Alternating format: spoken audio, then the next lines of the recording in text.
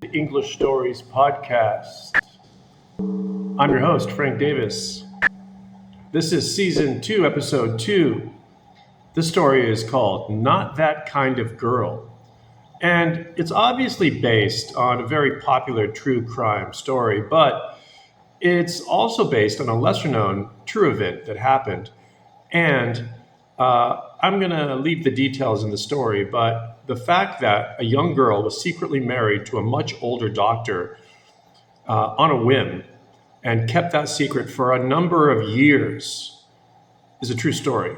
And so I hope you'll enjoy this story. Don't forget to give us a like and a follow on YouTube and Spotify or wherever you ingest podcasts, and stick around after the show, I don't know, for something. Let's begin.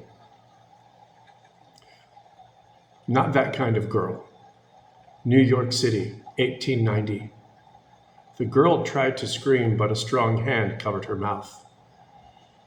She bit down savagely and clawed at it with both hands. There was a curse from the darkness, and the hand was gone. She could breathe again. She started towards the stairs, but was seized from behind and hurled against the grimy cellar wall. She knew no more. Newark, 1894.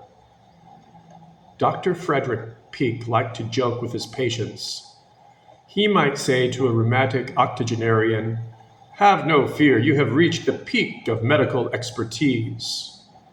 Or to an injured schoolboy, "Let me peek at your ankle. Yes, it is twisted." He had a charming bedside manner, and his patients always left feeling better than when they had arrived. Yet there was another side to Dr. Peake that very few people saw and lived to tell about. Sadie Cohn was one of the lucky few. Sadie was 15 years old, and like many other girls her age, she was absolutely right about everything, no matter the subject. She was tall for a girl her age and already quite beautiful. "You can't stop me," she shouted at her father as she stormed down the hallway. It wasn't in her nature to be stopped. She was that kind of girl, the unstoppable kind. Samuel Cohn, Sadie's father, knew from long experience that he could not, in fact, stop her. She was an insufferable child, but she was his insufferable child.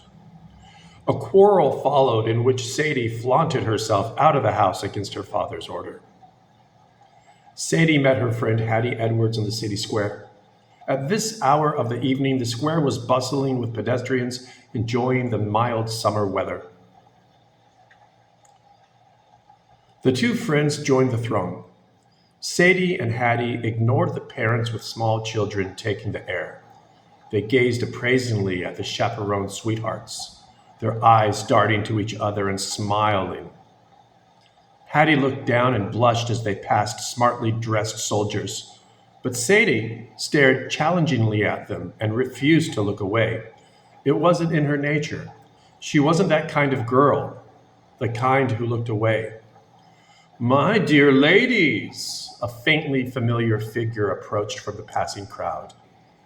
"Greetings on this fair evening to two fair young ladies." The girls had a slight acquaintance with the doctor and recognized him now. "Dr. Peake, good evening," the girls spoke in unison, and then, "Jinx." Sadie thought the doctor handsome in a European way and not at all too old. She knew the doctor had studied in London and in New York. She thought his greatcoat too heavy for such a mild evening.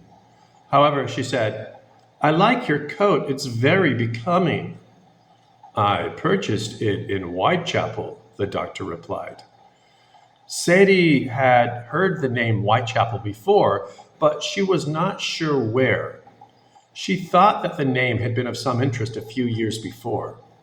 Regardless, she would not admit her ignorance to the doctor. It wasn't in her nature. She wasn't that kind of girl, the ignorant kind. "May I accompany you?" the doctor asked, doffing his top hat with a small bow. "Yes, please do," Hattie agreed at once.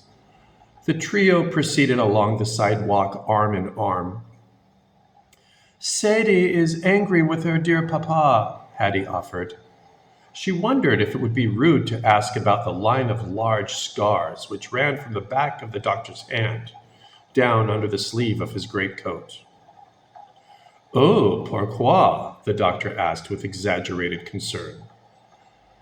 After telling of the quarrel with her father, Sadie declared, I'll never go home again. If you are not going home, let's get married, Dr. Peake suggested in jest. Sadie looked at him, her teeth biting her lower lip. Her eyes lingered coyly. The doctor responded with a gaze of his own and shifted his stance slightly. I know a man, he said, his mind reeling at the potential of getting one or both girls alone. Miss Edwards could act as a witness. You wouldn't dare, Hattie said, overcome with excitement at the scandalous turn of events. You wouldn't dare, Hattie said, overcome with excitement at the scandalous turn of events. Sadie would show no indecisiveness to Hattie. It wasn't in her nature. She wasn't that kind of girl, the indecisive kind. And the doctor was handsome. And he was a doctor. And her father would have fits. Sadie agreed. Dr. Peake led them away from the well-lit square towards a part of the city where girls of their kind, the rich kind, did not go. The doctor felt alive in a way he had not felt since The Girl in the Cellar or since Whitechapel. Sadie's mood began to shift as soon as she saw where the doctor had led them. Neither girl had been to this street before. There were no pedestrians here. Gas light flickered out of only a few windows of the run-down tenement buildings. It flickered like the cave fires of early man. The doctor had knocked imperiously at a door on the third floor of one of the buildings. The sweet, heavy, and intensely floral aroma which greeted them when they entered the tenement was stronger here. A sallow-faced man wearing a Roman dog collar answered at the doctor's knock. He looked once at the two girls and then glared an unspoken question at the doctor. Dr. Peake ushered Sadie and Hattie inside. The girls sat in the only two chairs in the room. The doctor handed the man a paper packet, which he promptly spirited away. 10 minutes later, they were married. The priest had pronounced them man and wife and then disappeared through a door different than the one they had entered. The doctor produced a silver flask from within his overcoat. He wiped its rim carefully, ceremoniously with a white kerchief. Then he offered it to the girls. Sadie was no stranger to her father's spirits cabinet and readily accepted it. She drank from it, and then drank from it again. Hattie had wanted to decline, but Sadie forced the flask on her. She leaned close to her friend so the doctor couldn't hear her, and she whispered, "Take a sip or I'll force it down your throat." The pungent floral smell was overwhelming now. The doctor replaced the flask in an inner pocket of his greatcoat. As he did so, Sadie saw something long and thin gleam sharply for the briefest moment. He leaned close to Sadie, and it was his turn to whisper now. "Come with me. She can wait here. It's our honeymoon." She recoiled from him and pulled Hattie with her to the door. It wasn't in her nature. She wasn't that kind of girl, the foolish kind. If the priest had locked the door, all would be lost.